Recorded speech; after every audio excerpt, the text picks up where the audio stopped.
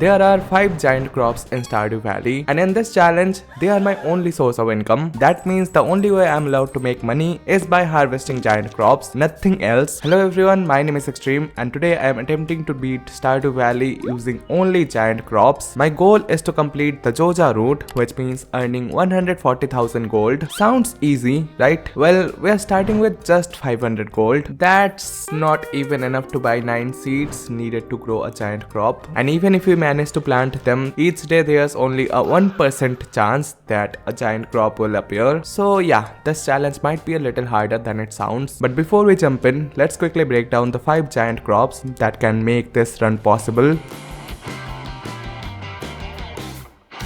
There are 5 different giant crops: cauliflower, melon, pumpkin, powder melon, and chia fruit. First of all, let's check out the chia fruit because that's only possible in the late game. Now here are the seed cost, growth time, and selling price of each of them. For a giant crop, we need to plant seeds in a 3x3 pattern, which means 9 seeds in total. After that, as long as the top left plant is fully grown and watered, this entire 3x3 tile has a 1% chance of turning into a giant crop every morning. And here's something important to note: only the top left plant needs to be fully grown and watered. That means even if the rest of the plants aren't fully grown or watered yet, there's still a 1% chance for the giant crops to appear. Now overlapping patterns also count, which means this pattern right here has a 2% chance and this one has a 4% chance. When a giant crop breaks, it drops anywhere between 15 to 21 normal quality crops depending on the type of giant crop. And finally, giant crops cannot grow in the greenhouse or ginger island or in garden pots. They can only grow on the main farm. So now that we know everything about giant crops, let's dive straight into the challenge. I started by creating my character named the farm Giant Crops. Yeah, very creative, I know. I picked this cat and chose the forest farm. I went with this one because mixed seeds play a very important role in this challenge and you guys voted this as the best farm for collecting them. The challenge started with the usual 15 parsnip seeds, which honestly aren't very useful to me. My first task was clearing out the farm while keeping all the weeds intact so they could spread and eventually turn into special weeds. If you didn't know, the forest farm spawns special weeds that have a guaranteed chance of dropping mixed seeds. Now you may have already guessed that I am collecting mixed seeds to turn them into cauliflower later, but there's a catch: I'm not going to plant them this year. Yeah, so here's the game plan 1. Collect a massive number of mixed seeds throughout the first year and plant all of them on spring day 1 of year 2. Year 2, because if I plant everything on the very first day, the grown cauliflowers will have more time to transform into giant crops. And you might be wondering, why only cauliflower when I could also turn them into pumpkins? Well, in spring there are 3 possible crops you can get from mixed seeds, while in fall there are 4. So in spring there's about a 33% chance of getting cauliflower, while in fall there's only a 25% chance of getting pumpkin, and I'd definitely like to keep my odds higher. And by the way, a quick thing before we continue, I noticed that about 83% of you watching aren't subscribed to the channel yet. So if you end up enjoying the video, please consider subscribing, and let's set a small like goal for this one: 50 likes. If we hit that, I'll know you guys want to see more challenges like this. So for the rest of the day, I did some foraging, checked the trash cans, and gave a gift to Penny before even introducing myself to her, which is definitely not weird at all. On the second day, I collected my fishing rod and also got my first artifact. And speaking of artifacts, here's game plan 2: collect a total of 10 museum items. You might ask why? Well, I'm aiming for 2 specific museum rewards: 9 cauliflower seeds for donating 5 items and 9 melon seeds for donating a total of 10 items. You can also get 9 pumpkin seeds, but that requires 35 items, which is honestly way too much work for this run. On day 3, I planted carrots for some extra food. Day 4, I started collecting mixed seeds all over the valley and managed to get 6 of them. The next day, the mines opened, so I decided to grind some floors since that's one of the best ways to collect museum items. I ended the day reaching floor 15 and somehow I also got 8 earth crystals. In the previous challenge, I was desperately searching for these and here I get 8 in a single day. There's seriously something wrong with my luck in this game. Anyway, I collected 6 items that I could donate to the museum. Technically, I could have taken the cauliflower seeds right then, but I decided to wait. I'm planning to plant those together with the mixed seeds in year 2 to maximize the chance of giant cauliflowers. Day 6, the carrots were ready. I planted the parsnips so I could reach farming level 1 and unlock the a scarecrow, something I absolutely need for this challenge. I also started getting forageables from the farm. The next day was an iridium luck day, so I went mining again and reached floor 30, and somehow I just realized that there's no chest on floor 30. Yeah, I have played this game for over 400 hours and never noticed that. And by the way, I'm keeping things pretty simple here and only mentioning the important stuff. On day 10, the parsnips finished growing and I finally reached farming level 1, unlocking the scarecrow. By day 11, I noticed that the number of special weeds had increased significantly, but don't get too excited because on average 3 special weeds equal just 1 cauliflower seed. Around this time, I was skipping days, mostly waiting for good luck days so I could mine efficiently. On day 12, I reached floor 45. On day 13, I reached floor 55. It was also the egg festival, but festivals don't really matter in this run. I collected 3 more items for the museum, bringing the total up to 9. I was also dedicating a lot of time chopping trees because I need foraging level 6 to unlock the lightning rod recipe. I'm going to need a lot of battery packs later on. Basically, I'm doing all this to eventually craft a huge number of iridium sprinklers later in this challenge. That's also why I need to reach the bottom of the mines and obtain the skull key. On day 15, I got a lot of forageables from the farm and reached floor 65 in the mines. I also finished collecting enough items for the museum rewards, so the next day I donated 10 items to the museum and received 9 cauliflower seeds and 9 melon seeds. I also found the garbage hat and reached foraging level 5 at the end of the day, choosing the gatherer profession. And a little off topic, what are your thoughts about the new marriage candidates? I'm really happy that we are getting Sandy. She is such a sweetheart. I might have to try my luck with her once the update arrives, purely for the sake of content. Please don't tell Penny. I'm pretty sure everyone is happy about Sandy, but what do you guys think about Clint? Let me know in the comments. Anyway, I continued my usual routine, chopping trees and mining while letting the weeds spread across the farm in the background. On day 20, I adopted the cat and I wanted to give him a name related to the challenge, so I named him Tiger because, that's the giant version of a cat. The next day, I reached foraging level 6 and unlocked the lightning rod recipe. On day 24, I finally reached the bottom of the mines and collected the skull key. The next day, I crafted 17 lightning rods. Yeah, that's probably a bit overkill, but it's fine. Not like I'm regretting making that many and gaslighting myself into thinking I might actually need all 17 for a better outcome. No, the last day of spring was a little weird because Willy somehow gave me the training rod for free. I have no idea how that happened, and somehow that gave me fishing level 1 without actually fishing. I'm honestly confused. Anyway, I spent the entire day cutting special weeds. I wasn't exactly sure what the best strategy was to maximize my chances for the future, but I decided to remove only the special weeds and leave the normal ones intact, and that gave me 99 mix seeds, which was amazing. Combined with the ones that I had collected earlier in the mines, that brought my total to 116 mix seeds. So overall, spring was a great season. Let's end it here because I've got some farming plans for summer. Melons are coming.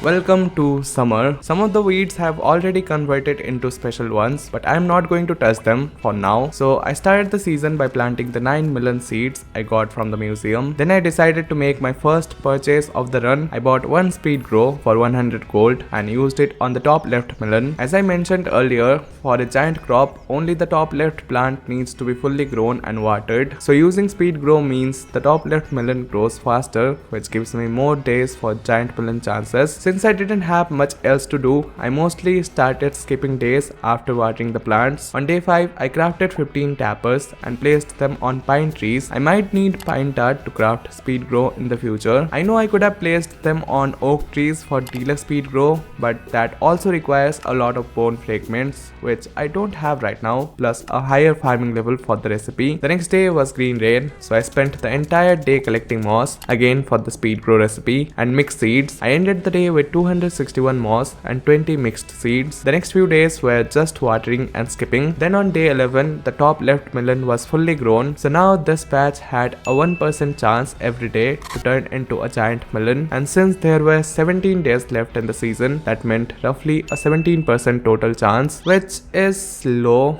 very low actually, but still it's better than nothing, so let's hope for the best. At that moment I was also a little confused about how to water a fully grown crop without harvesting it. I accidentally picked it up while trying to water it. Of course I reset the day. What did you expect me to do? Eventually I figured out that the mouse cursor has to be placed far away from the tile. It's a bit trickier than just clicking directly on the crop you want to water. By day 13 all the melons had grown and I also started getting battery packs, but that thunderstorm caused me to lose one melon the next day. Thankfully it wasn't the top left one. I bought a melon seed from Pierre to replace it, but while trying to plant it I accidentally picked up another melon. So yeah, I had to reset the day and do everything again. Since the top left melon remained untouched, the patch still had its 1% chance every day to turn into a giant. From that point on, I simply watered the top left melon every day and kept hoping to see a giant crop appear. But unfortunately,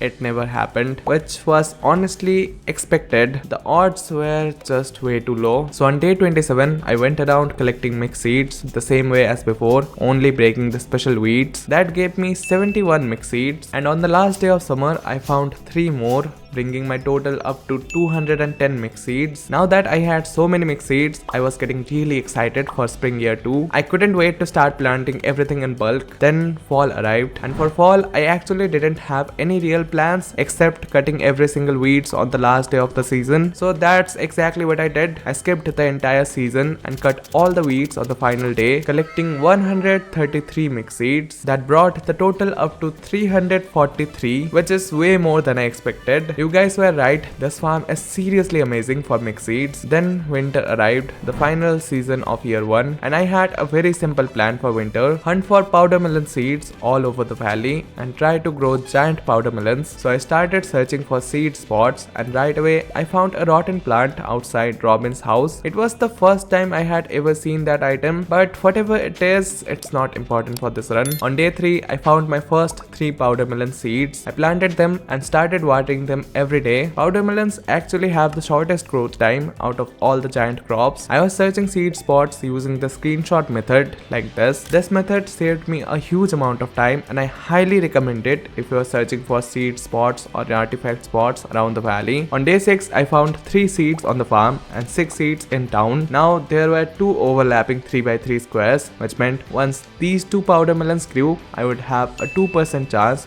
every day for a giant powder melon. On day 9, I planted 6 more seeds, but I accidentally destroyed one, so of course I had to reset the day. I planted them in this position, so these 2 tiles would become the top left corner of new squares. Yeah, I think I might have been doing a little too much math at this point. From there, I kept repeating the same routine every day. By day 10, I had a 3% chance, which I increased to around 8% by day 14. After that, I stopped calculating the odds. I just kept finding seeds, planting them, watering them, and hoping to see a giant powder melon every morning. Then on day 21, something unexpected happened. Instead of powder melon seeds, I started getting carrot seeds again. That happens because spring is approaching, which meant my powder melon seed hunting was basically over. Even though I had planted a lot of powder melons, I still hadn't got a giant yet. But there were still a few days left in the season, so fingers crossed. On day 23, all of the powder melons were finally fully grown. Still no giants. But then it happened. On day 24, I got the first giant crop of the run, a giant powder melon, and I was so happy. It took me more than 100 in-game days just to get this one giant crop. I harvested it and got 20 powder melons, which was great since the range is 15 to 21. I shipped them right away and earned 1200 gold, the first real income of the run. That money is going to help a lot when buying more cauliflower seeds next spring. Unfortunately, I didn't get any more giant crops after that. Still, I am really happy with the progress. I harvested the remaining powder melons for farming XP and stored them in a chest as emergency food. Right now I have 1520 gold and 343 mixed seeds, and honestly I'm very excited for year 2. Even though I know there's going to be a serious amount of watering work waiting for me, but still,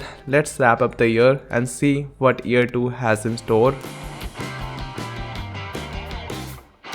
Welcome to the second year. I have a lot of things to take care of. First off, I cleared out all the new weeds to get more mix seeds. Yeah, I'm going all in. Though I only got 2 more mix seeds, bringing the total to 345. I also had 9 cauliflower seeds from the museum and I bought 19 more from Pierre, but I accidentally sold them, which means reset again. This challenge is slowly turning into a reset simulator. This time I got 4 mix seeds, bringing the total up to 347. I started planting mix seeds, planning to keep them if they turned into cauliflower seeds and destroy them if they turned into parsnip or potato seeds. But I accidentally destroyed some cauliflower seeds because I got confused with the number of dots. I thought cauliflower seeds had 3 dots, but the ones with 2 dots were also cauliflower seeds. So to not feel guilty about destroying those seeds, I reset the day again. Yeah, I know I am using this feature way too many times. At this point, it almost feels like I'm cheating, which I am kind of. This time I got 3 mix seeds, bringing the total to 346. With roughly a 33% chance for cauliflower, I started planting, but it was taking way longer than I expected. I managed to plant 6 rows of 16 tiles, which means 96 cauliflower seeds before I ran out of time for the day. The next day, I jumped straight back into watering and planting the rest. I added 2 more rows and 2 additional cauliflower seeds, and yeah, the scarecrows might be a bit overkill, but I am not taking any risk with those pesky little birds. Now calculation time. I had 346 mixed seeds and in total I ended up with 130 cauliflower seeds, but 28 of them were already cauliflower seeds, 19 from PA's shop and 9 from the museum. So that means 102 cauliflower seeds came from the mixed seeds, which gives a 29.4% conversion rate.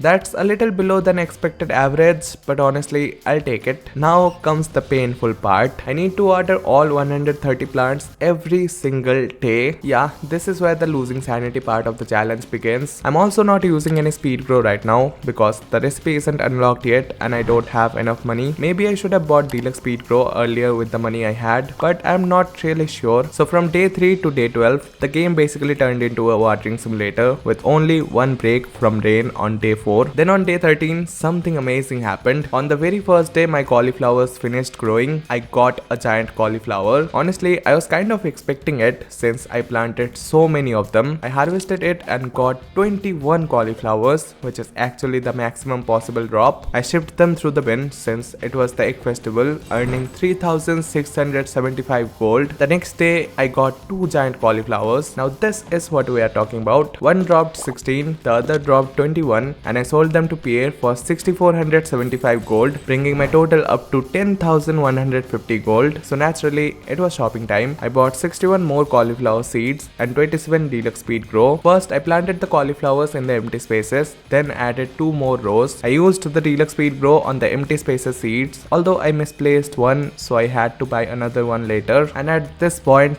I was desperately wishing for iridium sprinklers. On day 15, I got 1 giant cauliflower. Harvesting it gave me 17 normal cauliflowers worth 2,975 gold. I bought 9 more cauliflower seeds and some deluxe speed grow, but I started noticing that the profit margin wasn't staying very high after all these purchases, so I decided to stop buying seeds. From this point onward, I would only sell the harvests. I also accidentally picked 1 cauliflower, but this time I decided not to reset the day. It just felt ethically wrong, not like I was too lazy to redo all the work again. The next day there were no giants. The day after that, 1 giant, and at that moment I decided not to harvest it immediately. Instead, I planned to harvest all the giant crops at the end of the season. Now I know what you are thinking. Not harvesting giants and not planting more seeds sounds stupid, and honestly it actually is. I don't know what I was thinking, but don't worry, this stupidity doesn't last very long. The next day I bought just 1 cauliflower seed to replace the tile where I accidentally harvested one earlier. Then we fast forward straight to the last day of the season. In total I ended up with 4 giant cauliflowers, which is great, but at that point I was also thinking maybe I should have planted more seeds. Anyway, I started by harvesting all the normal cauliflowers first for the farming XP, and after doing that I noticed noticed something interesting. I had already reached farming level 5. You are thinking what I am thinking, right? So I stored the normal ones in a chest, then broke the giant cauliflowers and got 77 cauliflowers in total. But of course, I'm not selling them yet. I'm going to wait one more day so I can choose the tiller profession, which increases crop value by 10%. So yeah, let's end the chapter here because I'm really excited to see how much profit this harvest is going to give us.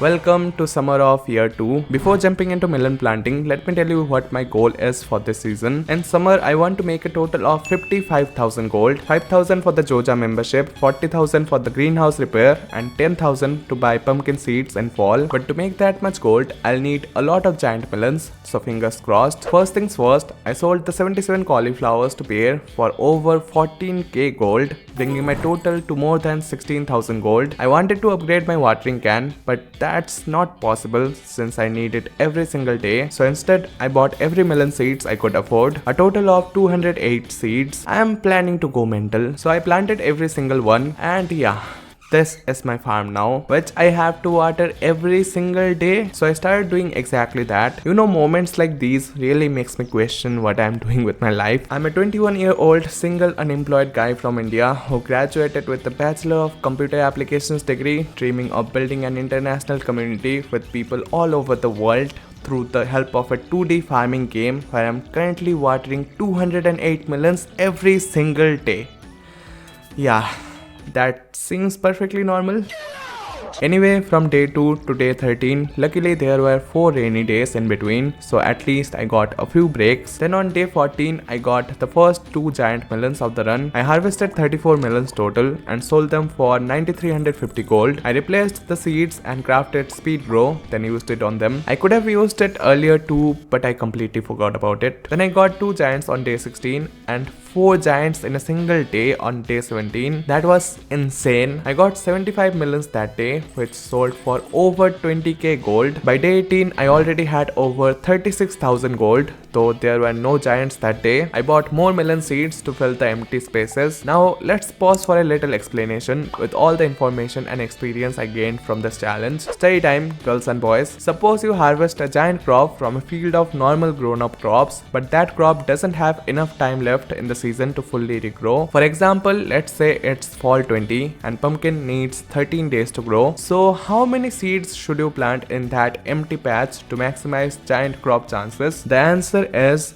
it depends. If the empty patch is at the top left corner of a farm, the answer is don't plant anything. Even if you plant seeds there, the top pumpkins won't grow in time to form new 3x3 squares. I call this the zero seed method. Now for the top right or bottom left corners, you should plant 6 seeds like this. I call this the 6 seed method. And finally, if the patch is in the bottom right corner, you should use the 8 seed method like this. For the edges and middle section, the rule is similar. Top and left edges 6 seed method, bottom and right edges 8 seed method, and anywhere in the middle also the 8 seed method. There are actually more variables involved, but I tried to keep it as simple as possible so it's easier to understand, and I might even use these methods incorrectly sometimes because it honestly took me until the final season to understand this system. I didn't expect this video to become this educational, but now that we are done, let's jump back into the gameplay. I also bought the Joja membership for 5,000 gold that same day. On day 19, I got 1 giant. Day 20 and 21 had no giants, but at that point I got an idea to increase the odds even more with minimal effort and expense. I extended the farm slightly, adding 46 tiles on the bottom and right side, forming new 3x3 squares, which increased the number of potential giant crop patterns. Then on day 23 and day 25, I got 2 giants each day, bringing my total gold up to over 49k, which meant it was time for the bus repair. So I went to Joja and fixed the bus for 40,000 gold. Now I had access to the desert and the skull cavern. On day 26, I got 2 more giants. After selling them, I also bought the inventory upgrade and pickaxe upgrade for 2,000 gold each. The fairy visited during the night, which honestly wasn't very helpful at that moment. And on the last day of summer, I managed to get 3 giants. That gave me 56 melons, which sold for 15,400 gold, bringing my total up to over 28,000 gold. I collected my copper pickaxe and immediately gave it back to Clint for for the steel upgrade costing 5000 gold. I harvested the rest of the melons which were going straight to my chest